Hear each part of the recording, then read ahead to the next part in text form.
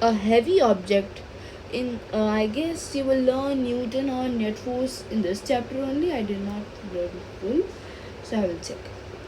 Push a heavy object to move it. You might be able to move it with some difficulty. Now, ask one of your friends to help you by pushing with you in the same direction. Can you together push it more easily? Why? Now push the object again, but ask your friend to push it from the opposite direction. Does the object move? Now, why? देखो, इसमें दिया गया है कि एक object लो, वो heavy object, आप उस ऑब्जेक्ट को पुश करने का ट्राई करो, होगा ना पुश, पर वो भी बहुत ज़्यादा डिफ़िकल्टी से.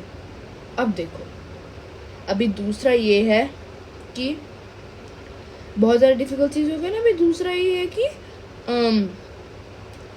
अभी आपके फ्रेंड को बुलाओ और आपके साथ वो ऑब्जेक्ट को पुश करने बोलो, वो भी आपके सेम डायरेक्शन में. तो इजी हो जाएगा ना. वो दोनों का दोनों स्ट्रेंथ लगा के ऐसे जोर से पुश करोगे तो ऑफ कोर्स इजी हो जाएगा. अभी ये और एक सिचुएशन है.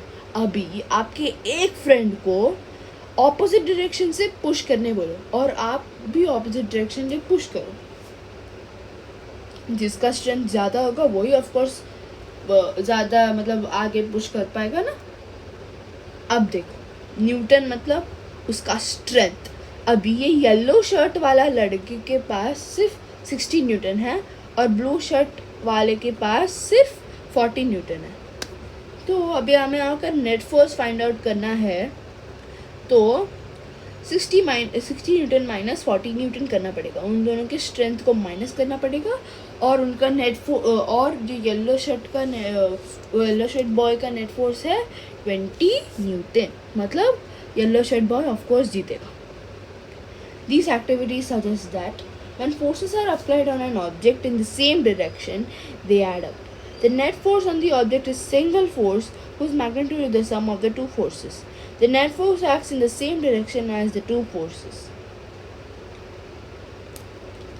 देखो, इसमें दिया गया है कि दो फोर्सेस एक ही डायरेक्शन में मतलब अप्लाई किए जाते हैं, वो डबल हो जाते हैं, मतलब एडअप, मतलब इजी हो जाते हैं.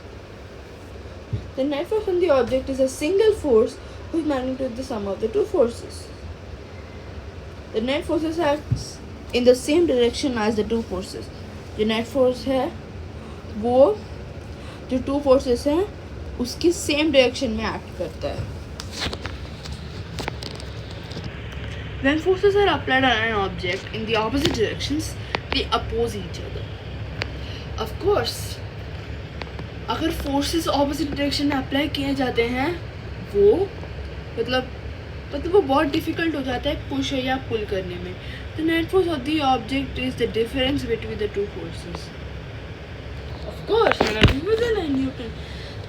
जो नेट फोर्स होता है वो difference of between the two forces, वो दो फोर्सेस के बीच का डिफरेंस है.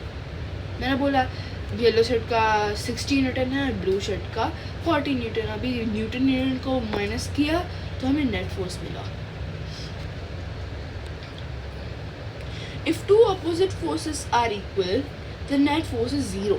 ऑफ कोर्स अभी देखो, मैं बोलूँगा कि अभी ये नेट फोर्स मतलब न्यूटन, अभी येलो बॉय का 60 न्यूटन था, अभी मैंने येलो बॉय का 80 न्यूटन कर दिया और ब्लू शर्ट वाले को भी 80 न्यूटन कर दिया. अभी 80 न्यूटन माइनस 80 न्यूटन 0 न्यूटन, मतलब नेट फोर्स 0 है. In a tug of war match, the rope will move in the direction of the team that applies more force. If two teams apply the same force, the rope will not move at all. देखो, अभी इसमें क्या दिया है, अभी tug of war खेला होगा आपने. अभी अगर इसमें अगर एक टीम ने ज़्यादा फोर्स लगाया और अपने आप मतलब अपने पास रोप खींचे तो ऑफकोर्स रोप जो मतलब ज़्यादा स्ट्रेंथ लगा रहा है रोप के ऊपर वो उनके पास ही जाएगा. अगर दोनों के दोनों टीम्स समान रूप से एक ही स्ट्रेंथ लगा रहे हैं, when they are applying the same force or strength, the rope will not move at all. A force can be described by stating its magnitude and the direction in which it acts. Okay? When two forces act on an object in the same or opposite directions,